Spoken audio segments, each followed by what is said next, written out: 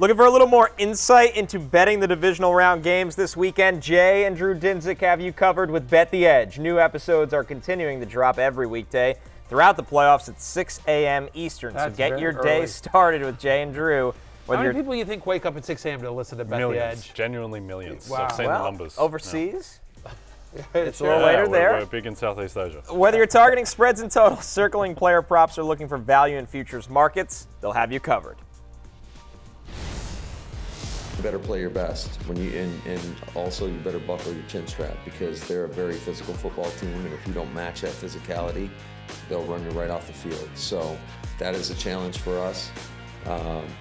Like I said, I got a lot of respect for their play style, for their players, their coaches, and you have got to play your best in order to play one of the elite teams in the National Football League.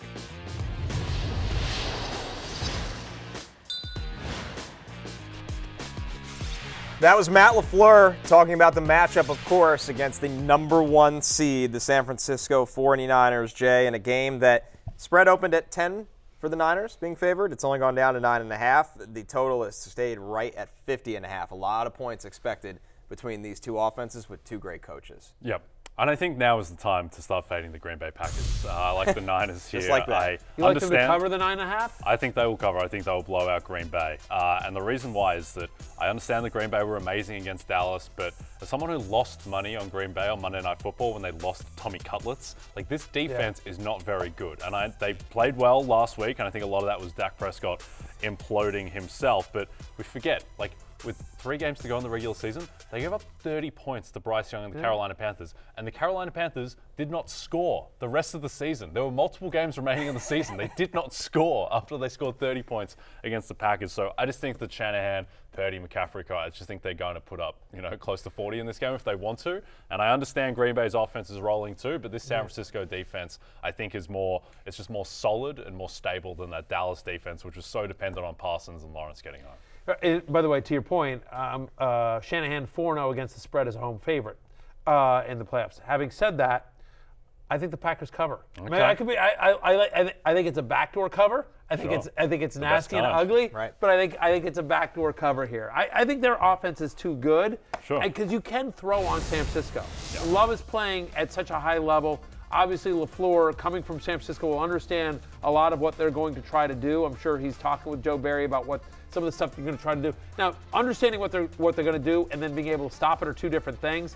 They're just so talented, San Francisco. I think we all agree the Niners are winning this game and probably not sweating it too much. But that's my prediction. Backdoor cover. I think they cover the 9.5. All right, here's some daily fantasy plays, of course, with some prices, Matthew, that are going to be pretty high because of the points expected in this game, but for good reason with how talented all these guys are. I mean, if you're going to pay up, you might as well pay up for CMC, right? 100 scrimmage yards in all but 3 games this year. Packers top 5 in terms of most rushing yards allowed during the regular season. I think Brandon Ayuk is kind of interesting. During the regular season, of course, he had that 25% target share. Games in which he saw at least 7 targets, he averaged 18 fantasy points per game as well. And if you want to go, if you're going a little bit cheaper at quarterback, you've got 2 options here with Purdy and Jordan Love. I think it's interesting that Jordan Love is cheaper than Brock Purdy in what should be a game. I think it's more just the touchdown potential, right, with Purdy. Just because they're 9.5-point favorites, you'd expect that Purdy throws some more touchdowns. Higher floor. Probably, but just I think with Love as a 10-point underdog, basically, like he should be throwing more. They're both, Love's more mobile actually than Brock Purdy as well. But I mean, to your point, Purdy 3rd most passing touchdowns so far this year. Jordan Love does have at least 22 fantasy points in 3 of the last 4. He's very good. In the other NFC matchup, the Bucs traveling to Detroit to take on the Lions. The Lions have opened as 6.5-point favorites. They have remained 6.5-point favorites. Same can be said for the total in this one, guys. Pretty high at 48.5, but not changing because the game's indoors, so we're not in weather watch for this one.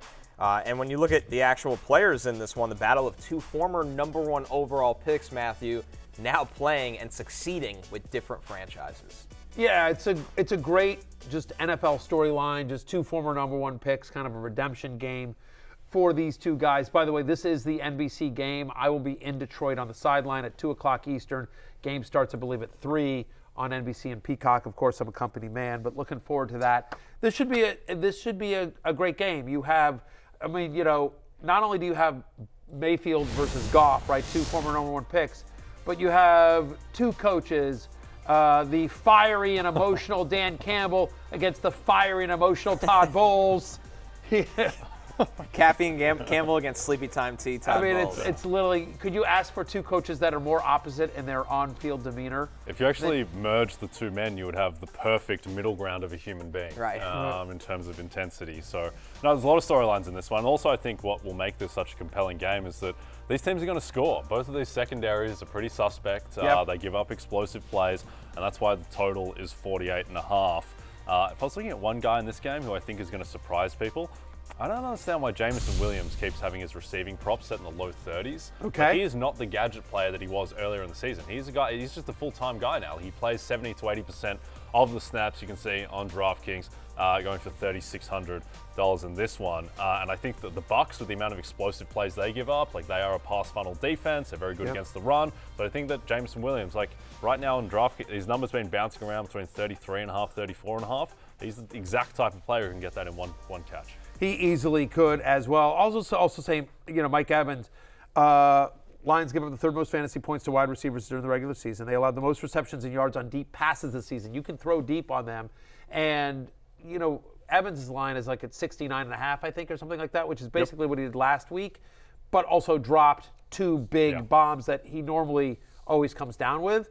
Mike Evans is going to have a better week this week. Yep. I don't think he has bad weeks back to back. Yep. And also, like, no one on the Bucs did anything against Carolina. That's not a reflection on Evans or Godwin or anyone. That's a reflection on Baker Mayfield not being able to move. So you throw that game out the door, and that game might still be infecting these players' lines a bit. If you were going to pay a premium for one big NFC player, would it be Christian McCaffrey or Amon-Ra St. Brown? Pricing's not that far off between them. I think you got to go with Christian McCaffrey. As much as I love Amon-Ra St. Brown, he is my fantasy ride or die. Christian McCaffrey. I mean, he's as the close. Calf, and the calf's getting re-injured. And what? He's got the calf, and he's apparently ready to go. But I mean, he's a guy. I think he was dealing with the calf last year as well, and that is the one injury that you fear gets re-injured the most. Which is fair, but I just there has been no player that is more kind of money in the bank this year than Christian McCaffrey. Again, they've had a few weeks to rest McCaffrey as well. Home playoff game, I think McCaffrey. It always comes down to when I ask, when you do, when we're on fantasy football pregame and you get asked questions, this guy or that guy. I'm always like, who's got the better shot to score a touchdown? Yep. And the answer is always McCaffrey.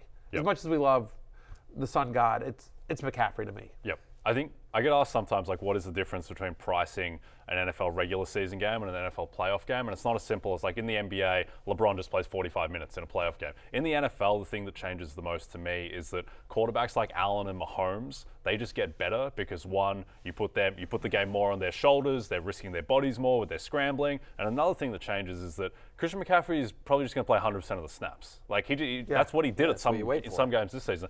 There is no reason to have him in cotton wool. This is what it's all for. So he may just not come off the field. If both favorites win, Niners and the Lions, what's the spread in that game for the NFC Championship? It would be pretty big. I think it'll be a touchdown. I think Niners by 7, that type of range. And we'll see how they look in both these games. Sure. And the scary thing of the Niners, who I think are the best team in football, the betting market rates them as the best team in football. They're the Super Bowl favorite. For a best team in football, Brock Purdy is more unstable than your typical quarterback on the best team in football. And I believe in Brock Purdy. I think he's going to play well. But still, Christmas night still kind of lingers in the memory a bit, and he does have some implosion potential in him in a way that, Lamar Jackson probably doesn't. Josh Allen and Patrick Mahomes probably don't. It's all fair, but, it would also be Goff on the road at San Francisco, which, would be tough. And so, but hey, one game, anything can happen. If the Ravens win, do you think it matters whether it's the Chiefs or the Bills in terms of a line? Whoever it is going to Baltimore. Yep. So the market right now, and I would have this the same, is saying the Bills are about a point better than the Chiefs. And the Bills, it depends a lot on whether they get guys back on defense as well. But the Ravens, they'll be favored in that game. But I think it'll be less than a field goal. I think they'll be 2.5 point favorites, maybe 3 point favorites against the Chiefs. And then if it's the Bills, more like 2 point favorites. We're taking our last break. When we're back, Jay and I got pickup lines, our best bets going into the divisional round this weekend for Matthew, right after this. Hey, it's Matthew Berry from NBCSports.com and RotoWorld.com, and I want to thank you so much for watching whatever it is you just watched. or if nothing else, being too lazy to click out of the autoplay after this video started, after whatever it is you actually wanted to watch finished.